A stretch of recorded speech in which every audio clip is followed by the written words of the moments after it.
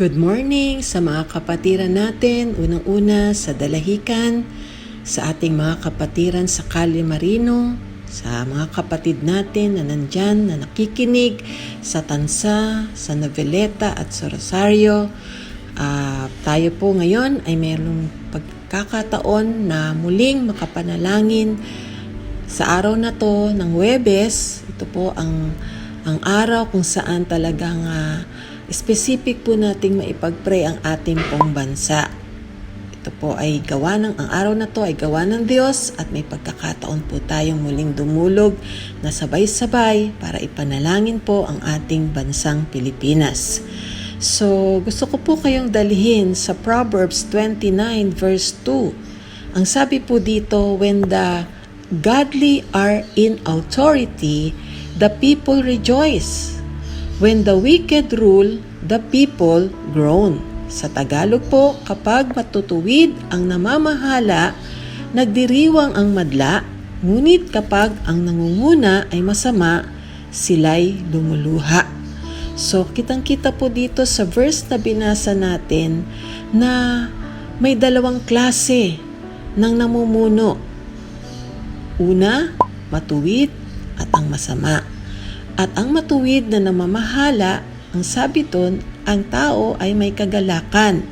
Samantalang, ang namumuno naman na masama, ang sabi doon ay people groan o ang mga tao ay lumuluha. So, ibig sabihin, the whole body of people, yung kabuuan ng mga tao, ay maaaring magsaya, masatisfied. Pero sa kabilang banda naman, kapag ang namumuno ay ungodly, may pagluha, may lungkot. Ito po ay depende sa mga namumuno sa bawat isang grupo. So, makikita po natin dito na ang mga tao ay masaya. Bakit? Kasi everyone feels and enjoy the advantage of it. Kaya nga sabi po sa 1 King chapter 4 verse 20, sa pamagat po ng Solomon's daily provision. Verse 20 sabi doon, the people of Judah and Israel were as numerous as the sand on the seashore. They eat, they drank, and they were happy. Bakit? Kasi natutugunan kahit anong dami ng tao na yon. Sa pamumuno ni King Solomon, ang sabi dito, masaya yung mga tao. Bakit? Kasi nandun yung natutugunan yung kanilang iniinom at ang kanilang pagkain. Amen? Tanong ko lang po ngayon sa inyong nakikinig, masaya ka ba sa iyong barangay? Masaya ka ba sa iyong siyudad? O masaya ka ba sa munisipalidad na iyong kinalalagyan? Nung binag-aaralan ko po to at nung binasa ko po to, ay naalala ko po ang isang mayor sa Manila. Specific po sa Pasig. Talagang palibhasa po ang taong ito ay lumaki na isang taong may takot sa Diyos at binigyan siya ng Panginoon ng pagkakataon na makapamuno sa lugar ng Pasig.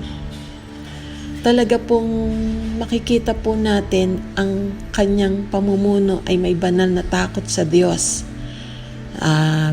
Ang tao ay masaya, satisfied sila, lalo na nung panahon ng peak ng lockdown.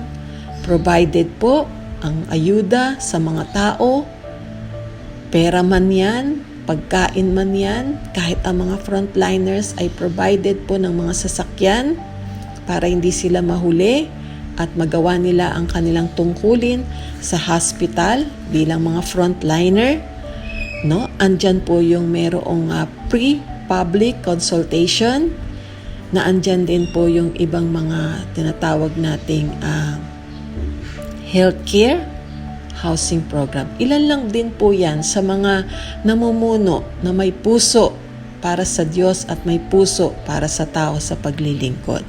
At naniniwala po ako na ang mga tao dyan ay masaya at may contentment po dahil sa kanilang leader o namumuno na may banal o masasabi nating godly na isang tao.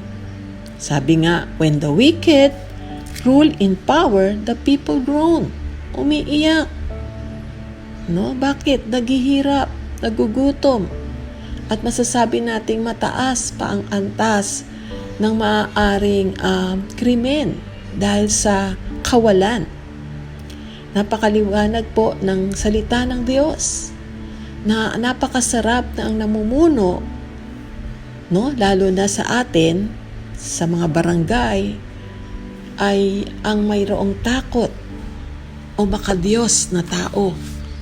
Alam niyo po ba, tinignan ko po, ang ating populasyon ay umaabot po sa 109,866,193 as of September 12. At dito po sa populasyon na to, napakalaki pa po ng porsyento na marami po tayong kababayan ang nasa laylayan daw o nasa mahirap na kalagayan. At dahil po sa project ng gobyerno na build, at sa biglang pagdating ng pandemic ay umabot po ang ating utang ng bansang Pilipinas na 8.6 trillion o tinatawag nating sa dollar ay 172 billion dollars 637,518,000. Yan po ang kabuuan as of June na utang ng ating bansa dahil sa mga pangangailangan. No? Sabi nga, mayroon ang kasabihan na hindi pa ipinapanganak ang bata ay meron na siyang utang na babayaran sa gobyerno. No? At masasabi natin na sa laki po ng utang na yan, talagang halos hindi pa po matugunan ang maraming mga pangangailangan ng ating bansa. Bagamat mayaman po ang ating bansa. At ang isa sa mga dahilan na ating ipapanalangin po sa umagang ito, yung pong espiritu kung kaya ang isang bansa ay naghihirap ay dahil po sa graft and corruption. Isa po yan sa mga espiritu, yung pagiging greediness ng mga taong namumuno na kinakailangan po nating ipag-pray, na nagpapahirap sa taong bayan. Sabi nga sa salita ng Diyos, kapag ang ruler ay ungodly o wickedness. Ano-ano po yung mga spirit na yan na nagiging sanhi ng isang bansa ay tubos na maghirap at marami ang populasyon ang namumuhay sa hikahos at kawalan. Ang una-una po nating panalangin ay ang spirit of political graft. Ano po yan? Yan po yung mga tinatawag nating katiwalian ng maraming mga namumuno o mga namumuno sa isang bansa na ang ibig sabihin ay ang project o ang pera na nakalaan para sa isang proyekto ay ginagamit para sa pansarili lamang. No? Na ikinukonekta nila, taking money wrongfully in connection with government. Ghost project, ghost employee, ghost payroll. Yan po ang mga ilan sa mga nangyayari na mga katiwalian, yung political graft. Meron pa po tayong tinatawag na spirit of bribery. Ano po yun? Yung suhol.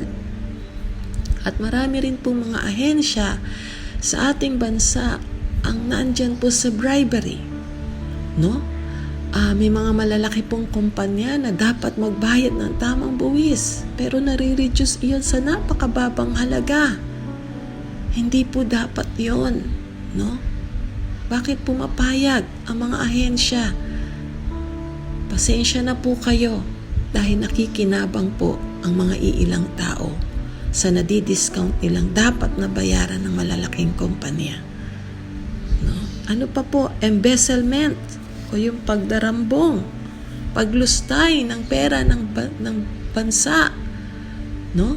Mga lifestyle, mga luxurious na lifestyle, abroad dito, abroad doon, nagpapasasa ang mga ilang tao, samantalang maraming tao lalo na specific din po sa ating bansa, ang mga naghihirap, walang makain. Backdoor deals. Yan po yung pakikipagsabwatan. Carried out covertly and without public official knowledge and approval. No? Hindi dumadaan sa tamang proseso. Kaya lumulusot ang mga illegal na mga bagay-bagay na hindi dapat pumasok sa ating bansa because of backdoor deals. Ano pa po? Yung nepotism. Espiritu po ng nepotism, yung padrino. No? Natandaan ko po yung isang presidente natin nung siya'y bagong upo pa lang, sabi niya, walang kapakapatid, walang kaibigan. Pero po hindi niya na po natapos yung term niya dahil sa hindi magandang pangyayari. Yung favor sa mga kamag-anak, no? Marami po tayong nabalitaan sa ating mga news, no? Yung mga ayuda na dapat ibinigay sa mga nararapat na tao. Grabe, buong kamag-anak ni Mayor, buong kamag-anak ni Barangay Captain. Kahit may mga kakayanan, sila pa yung mga nakinabang. Nepotism. No? Mga kapatid, kailangan nating ipanalangin ng ating bansa, lalo na sa mga panahon ngayon na talagang kailangan na bumangon ang ating bansa mula sa pagkalukmok ng economic crisis natin, mga kapatid. Kaya nga may panawagan ng Diyos na ipanalangin talaga natin ang ating bansa. Mga kapatid, sabi sa 1 Timothy chapter 2, I urge then first of all that request, prayer, intercession, and thanksgiving be made known for everyone, for kings and those in authority, that we may live peaceful and quiet lives in all godliness and holiness. Kailangan nating ipag-pray, mga kapatid. No? So ngayon pong umagang ito, sama-sama po nating buwagin ang espiritu na yan. Amen? So tayo po ay mananalangin para sa ating bansa. No, nagmamahal tayo sa ating bansa. Kapag ang ating bansa ay pinagpala, kasama tayong pinagpala rin ng Diyos. Amen? So, simulan po nating manalangin. Pero bago po yan, sige po, i-close po na po tayo ng exhortation nito sa pamamagitan ng pananalangin. Salamat po, O Diyos, O God, sa pagkakataong kami ay makapanalangin sa aming bansa. Expression po ng aming pong pagmamahal sa bansang Pilipinas. Ang ipanalangin, Lord, hindi lamang po ang ilang mga bagay, higit din po ang aming mga namumuno, O Diyos. Pangunahan po kami ng iyong banal na Espiritu sa aming pong pananalangin ngayong umagang ito, Panginoon. Hallelujah! Salamat po, O Diyos. Ito po ang aming panalangin at pagsamo sa pangalan ni Jesus. Amen. Amen. Sige po, patuloy po tayong manalangin at pangungunahan po tayo ng iba nating mga kapatid. God bless you po. Sige po, dumako na po tayo sa ating prayer item number 1 na patuloy po na ipag-pray natin ang ating government official o mga namumuno sa ating bansa mula sa mababang posisyon hanggang sa pinakamataas. Kasama na rin po ang ating kasalukuyang presidente. Hallelujah! Panginoon, dinadalangin po namin ang aming barangay officials, mayors, governors, congressmen, and senators, Panginoon. Lord, pinupuri ka po namin sa kanilang buhay, Panginoon. Pinupuri ka po namin sa kanilang mga pagdidesisyon, Panginoon, na nakakabuti para sa amin na mga ordinaryong mamamayan. Panginoon, salamat po sa buhay nila, Panginoon. At Lord, talagang dakila ang iyong mga pagpaplano, Panginoon, dahil Lord, sila ay nakatalaga, Lord God, hindi lamang sa pagpapasya ng tao, kundi talagang sa pagpapasya mo, Panginoon. Lord, winawasak po namin yung spirit of corruption sa kanilang paglilingkod, maging yung spirit of greediness, Panginoon, na hindi mo kalooban, Panginoon. Lord, mangibabaw po sa kanilang paglilingkod yung pag-ibig at tunay na pagmamalasakit ayon sa iyong kalooban. at yung spirit po ng misunderstanding sa pagitan po ng mga namumuno ay talagang winawasak po namin in the name of Jesus. At Lord, bigyan mo po sila ng unity, Panginoon Lord God. Bigyan mo po sila ng iisang kaisipan, Panginoon. Talagang iisang pakiramdam, Panginoon, na marunong po sila, Panginoon, na magbigayan sa isa't isa, O God. Lord, nawa ay talagang mamuno sila, Lord God, ng may katuwiran, Panginoon, Lord God. Hallelujah, Panginoon. Dinadalangin din po namin ng aming Presidente Duterte, Panginoon, na patuloy na gabayan sa lahat ng kanyang gagawin at desisyon, Panginoon. Lord, alam namin hindi madali ang kanyang trabaho. Hindi po madali ang kanyang piniling posisyon, Panginoon, Lord God. Marami po siyang isinakripisyo, Panginoon, at hindi po ito lingid sa iyong kaalaman, Panginoon. Lord, sa kanyang edad, Panginoon, bawal na po sa kanya ang ma-stress, O God. Pero Lord, pinili niya ito, Lord, kasi Lord, alam niya na may magagawa siya, Panginoon, para sa aming bansa, O Diyos. Lord, hindi rin po aksidente, Panginoon, na siya yung nilagay mo sa posisyon na ito, Panginoon, lalo na ngayon na kami ay nasa kalagitnaan ng problema sa pandemya, Panginoon. Lord, talagang salamat sa iyo, Panginoon. Inihanda mo ito, Panginoon, Lord God. Inilagay mo siya kasi, Lord God, alam mo na magdaranas kami ng ganitong sitwasyon, Panginoon. At Lord, alam ko na may tiwala ka kay President Duterte kasi kilala mo siya kung paano siya mag-isip. Kilala mo siya kung paano siya magdesisyon. At Lord, alam ko na alam mo, Panginoon, na inuuna niya ang bayan kesa sa kanyang sarili, Panginoon. Lord, salamat po sa buhay niya, Panginoon. At Lord, nawa ay magkaroon din po siya ng pamumuno na may katuwiran, Panginoon, para sa aming bansa, nang ganun ay malubos ang aming kagalakan, Panginoon. At Lord, hinihingi po namin ang pag-comfort mo kay President pag nangihina siya, Panginoon. Lord God, at talagang palakasin mo po siya, O Diyos. Lord, pawiin mo po ang lahat ng kanyang kapaguran sa araw-araw, Panginoon. Kami pong ordinaryong mamamayan, Panginoon, Lord God, ay may mga kanya-kanyang suliranin, Panginoon, pero nakakatulog pa rin po kami ng mahimbing, Panginoon, Lord God. Pero po ang aming Presidente, Panginoon, Lord God, buong bansa po ang kanyang pasanin, Panginoon. Kaya Lord, talagang pawiin mo po, Lord, lahat ng mga problema sa kanyang isipan, Panginoon, Lord God. Panginoon, bigyan mo po siya ng kalakasan, Panginoon, ng physical na katawan, maging ang kanyang mentalidad, Panginoon, maging ang kanyang emotional, Panginoon, Lord God. Kaya, Panginoon, maging ang spiritual na kalakasan, Panginoon, ay talagang dinadalangin namin para sa kanya. Lord, katugpuin mo po siya, Panginoon, sa kanyang bawat paglapit sa iyo, sa kanyang bawat panalangin, Panginoon, kasi Lord, ikaw lamang na nag-iisang Diyos ang kanyang sinasamba, Lord. Lagi niya itong sinasabi, Panginoon. Kaya Lord, kaya siya man ay may mga maling way ng pananalita, Panginoon, Lord, patawarin mo po siya, Lord, sa aspetong ito, O Diyos, Lord. Pero Lord, alam ko na yung puso pa rin niya ang iyong tinitingnan, Panginoon. Lord, bigyan mo po siya ng knowledge and wisdom, Panginoon, sa lahat ng bagay na kanyang gagawin, Panginoon, Lord God. At Lord, ibilang mo po siya sa iyong kaharian, Panginoon, Lord God. Maghari ka po sa kanyang puso, Panginoon, at sa kanyang mga pananaw sa buhay, Panginoon, Lord God. Lord, at ang kalooban mo po ang masunod sa kanya, Panginoon. Lord, maraming salamat po, Panginoon. Ito po ang aming dalangin sa pangalan ni Jesus. Amen.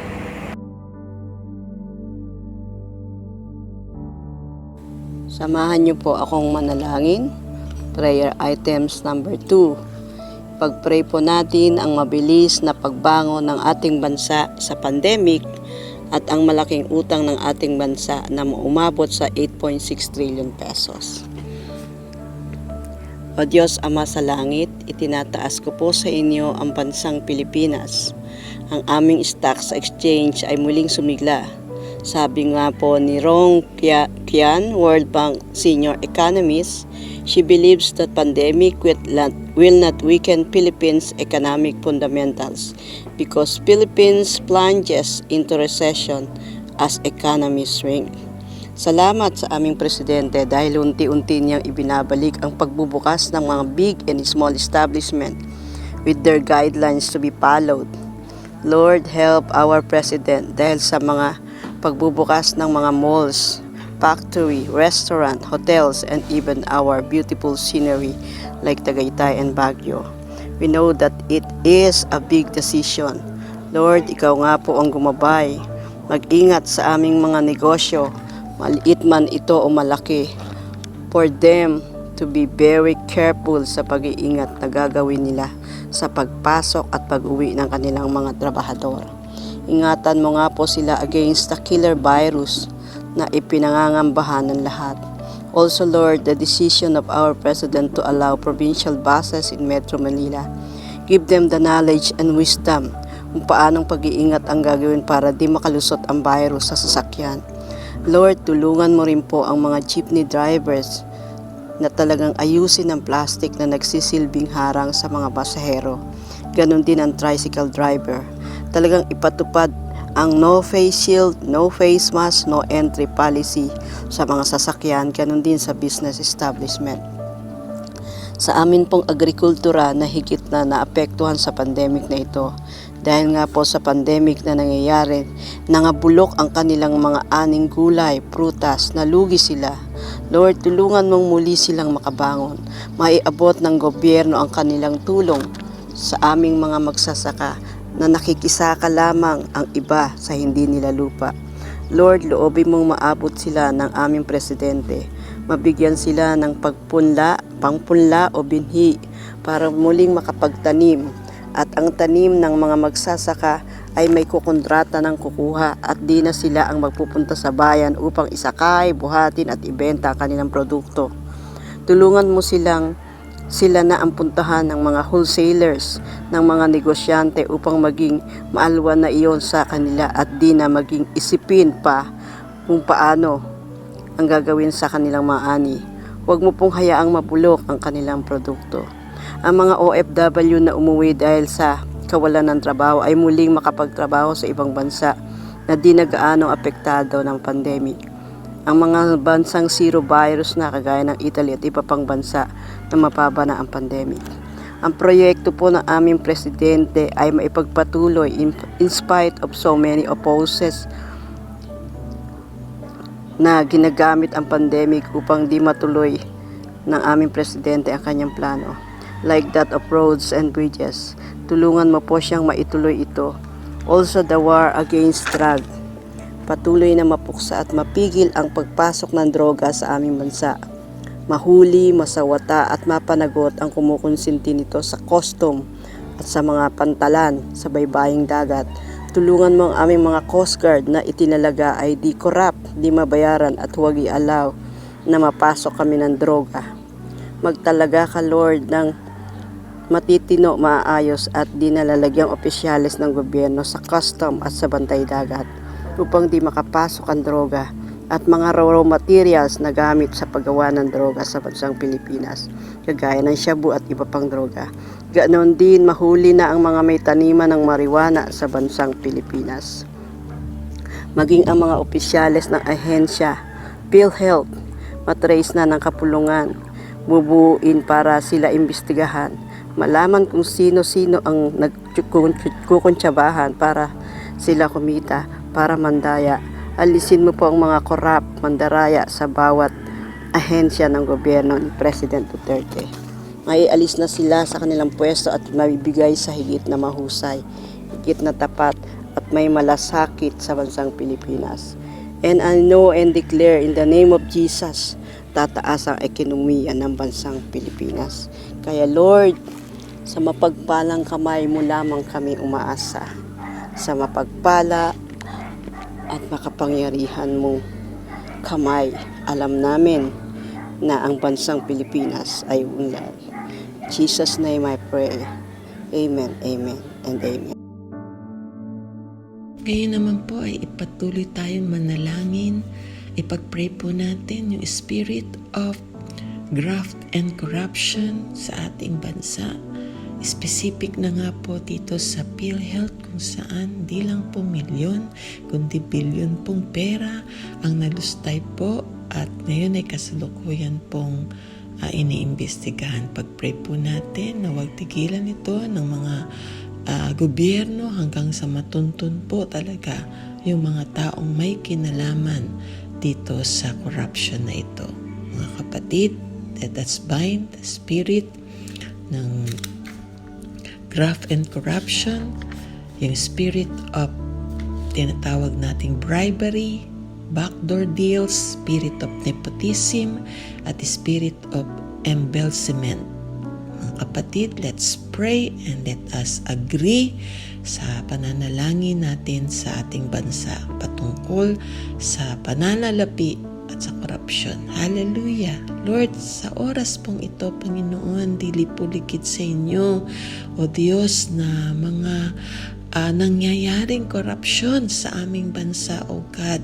Kaya naman, marami ang hindi inaabot, Panginoon, ng tulong o benepisyo na dapat para sa aming bansa, Panginoon. Lord, right now, amin pong tinatalian ang mga espiritu na yan ng greediness, espiritu na yan, Panginoon, na pagnanakaw, Panginoon, sa pananalapi ng bansa, O Diyos.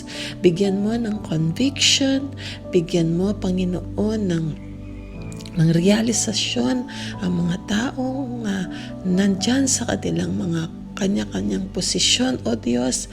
Palitan mo ang puso nila, O Diyos, ng pusong may pagmamalasakit, pusong pagmamahal sa tao, at pusong pagmamahal ng paglilingkod, Panginoon, sa kanilang mga kalagayan, O Lord, sa pagtulong at paglilingkod sa kanya-kanyang pwesto, Panginoon, O God. Lord, di po namin hahayaan at ipagpapatuloy ang ganyang uri, O Diyos, ng kasalanan na talagang pumipigil, Panginoon, O Diyos, upang maranasan ng taong bayan, Panginoon, na ang bawat sentimo na pinagmumulan sa mga taxes, Panginoon, ay magamit po talaga ito para sa ikaayos at kauunlad at sa benepisyo ng maraming taong nangangailangan, Panginoon. Tama na ang mga korupsyon na yan sa aming bansa.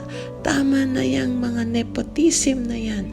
Tama na yung bribery na yan, Panginoon, O God. Lord, magkaroon ng tamang puso ang lahat-lahat, Panginoon, na nanunungkulan sa bansang Pilipinas mula sa konsehal patungo, Panginoon, sa pinakamataas na posisyong paglilingkod, Panginoon, sa aming bansa. Nagbibigkas po kami, Panginoon, O Diyos, na masayang pamamahala, mga taong may takot sa iyo, Panginoon, O Lord Jesus. We pray, O God, and we bind every wrong spirit, Panginoon, O God, and we let loose the spirit, Panginoon, of Lord, talagang malasakit, Panginoon. We let loose the spirit of yung generosity, Panginoon, O God, mga tamang pamamaraan, Panginoon, O Diyos, ng paggamit ng pondo sa bansang Pilipinas, O Diyos, at talagang mabigyan ng tamang prioridad ang mga dapat na ginagawa sa pananalapi na yan, Panginoon, O Diyos. Lord, expose every corruption, Panginoon, sa aming bansa. Isa na nga po dyan yung sa PhilHealth, Panginoon, O Lord. Pinapanalangin po namin, Panginoon, O Diyos, ang ahensya niya na isa sa mahalaga rin, Panginoon, para matulungan ang maraming kababayan namin na nasa kasakitan, Panginoon, O God, lalong-lalo na sa mga walang kakayanan, para tustusan, Panginoon, ang mga kasakitan na nararanasan ng mga Pilipino, Panginoon, O God. Lord, we pray na maibalik ang lahat ng nanakaw na yan, Panginoon. Mabigyan ng katarungan, Panginoon, O Diyos, ang aming bansa pagdating sa PhilHealth, Panginoon. Lord, makasuhan ang mga dapat kasuhan, Panginoon. Lagyan mo ng conviction ng lahat ng mga taong na-involved dyan, Panginoon. Huwag matapos siya ng ganun na lamang. Huwag matakpan ang issue na yan, Panginoon. Kundi putulin ang lahat, O Diyos, ng katiwalian sa aming bansa, Panginoon. Maging, O Diyos, dyan sa PhilHealth, Panginoon, O God, at sa iba pang mga ahensya, Panginoon, na may kinalaman sa mga pananalapi, O Diyos. Lord, we pray, O God, strong conviction sa mga namamahala, Panginoon, O Diyos, that every centavos, Panginoon, na nakalaan para sa bayan ay maggamit para sa bayan at hindi para sa personal lamang na kanilang mga buhay, Panginoon, na iilan lamang ang nakikinabang, Panginoon. Buksan mo ang kanilang mga mata, Panginoon, sa katotohanan, O Diyos, na maraming mga kababayan ang nangangailangan ng tulong ng gobyerno, O Diyos. At mula sa mga nanunungkulan na yan na dadaan ng pondo, magamit ito sa tama, Panginoon, O Diyos. Kahabagan mo ang aming bansa, Panginoon, O Diyos. Alisin mo yung mga taong merong pagkagamamit sa salapi. Alisin mo yung mga taong nasa posisyon na ang hangarin ay pansarili lamang, Panginoon. Alisin mo yung mga taong walang puso, Panginoon, sa paglilingkod. At palitan mo, Panginoon, ang mga taong nagmamahal sa iyo, mga taong nagmamahal at naglilingkod sa tao, Panginoon, O God.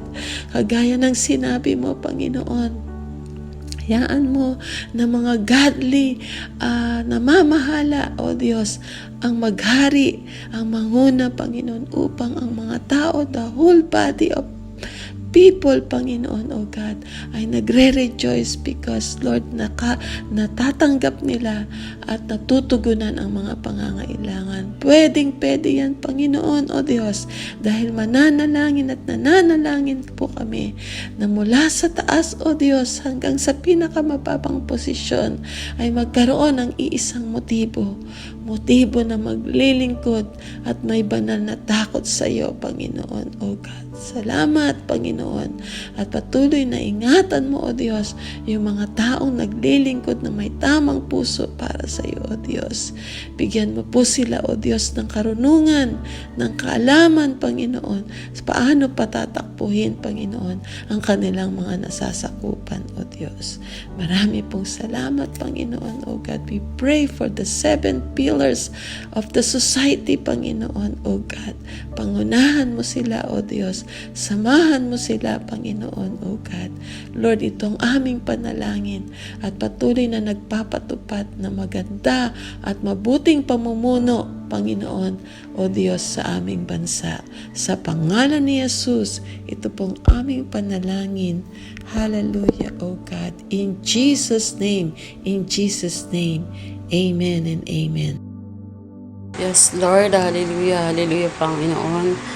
Lord, tinadalangin ko po sa ang ating mga hospital dito sa ating bansa, Panginoon, naway magkaroon na po na mabawasan na po ang mga pasyente na nandoon, naway sila gumaling na po, Panginoon. At Panginoon, dinadalangin ko rin po na mas kumonti po ang capacity ng mga nasa ICU, mas mabawasan na rin po yung mga nasa ward, mas marami po ang gumaling, Panginoon.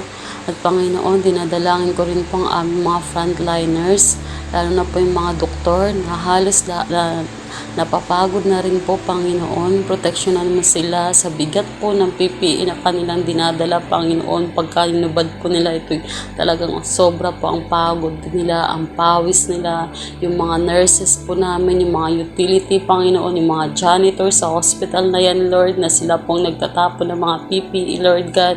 Lord God, patuloy mo silang bigyan ng kalakasan at karunungan, Panginoon, upang mas magpadali po ang paggaling ng mga bawat pasyente, sapagkat alam kong mahirap para sa kanila, Panginoon, na tuwing nakikita nila na may namamatay silang pasyente, Panginoon. Kaya Lord God, gabayan mo sila, Panginoon. Patnubayan mo po sila sa lahat ng kanilang mga ginagawa, Panginoon. Lord God, dinadalangin ko rin po sa iyo, Panginoon, na mabawasan na po ang mga nagpapositive sa COVID, Panginoon. Bumaba na po ito, Panginoon, Lord God. mas marami na pang gumagaling, Panginoon, mapabawasan pa ang mga namamatay, Panginoon, Lord.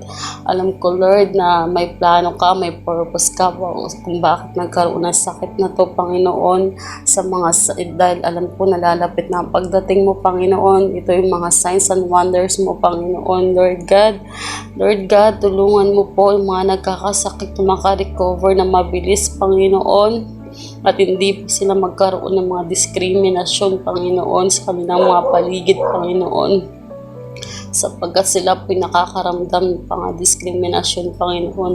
Lord, palawakin mo po ang mga isipan ng mga taong nagkakaroon ng COVID, Panginoon. Mag-focus po sila, Panginoon, at manampalataya sa iyo, Panginoon. Tangi ikaw lamang, Lord, ang makakagamot sa kanila. Tangi ikaw lamang, Lord, ang aming healer, Panginoon. At Lord God, dinadalangin ko rin po ang bansang to, Panginoon. Ang bansang pinili mo, Panginoon, naway magkaroon ng maraming budget para po sa vaccine, Panginoon. Unahin po to, Lord God, upang mas maraming mabakunahan ng mga Pilipino, Panginoon, upang mas madali po, Lord God,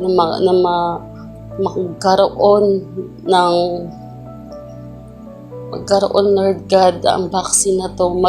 Bigyan niyo po ng sapat na budget po, Panginoon, upang mapabilis ang pagbili ng vaccine, Panginoon, Lord God. Lord God, salamat sa iyo, Panginoon. Ikaw ang nagbibigay ng kalakasan sa amin, Panginoon. Ikaw ang nagbibigay ng karunungan, Panginoon. Our Father, Lord God, thank you, Jesus, Lord God. Patuloy mo kami i-cover ng banal mong dugo, Panginoon. Alisin mo ang mga takot at pangamba namin, Panginoon, upang mas marami po ang manampalataya sa iyo, Panginoon. Tangi ikaw lamang aming the best doctor, Panginoon. Ikaw lamang, Panginoon. Salamat, Lord God. Binabalik ko po sa iyo pinakamataas na pagsamba sa pangalan po na Jesus. In Jesus' name, Lord. Amen. Praise the Lord. Salamat sa Panginoon. Umasa po tayo na may ginagawa ang Diyos sa ating pong bansa.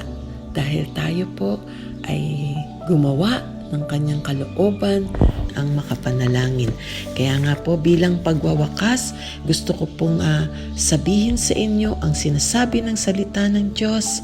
Sinasabi ko sa inyo ang totoo. Ano man ang ipagbawal ninyo sa lupa at ipagbabawal dito sa langit, at ano man ang ipahintulot ninyo sa lupa at ipahintulot din sa langit.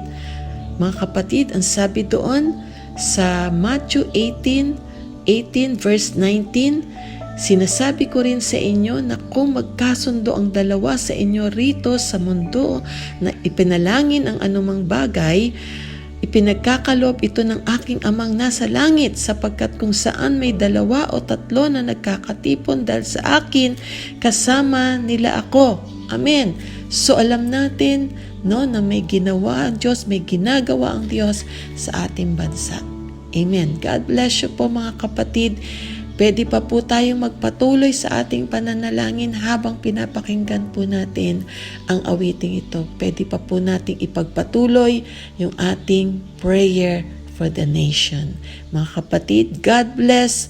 Shalom, shalom, shalom. Amen.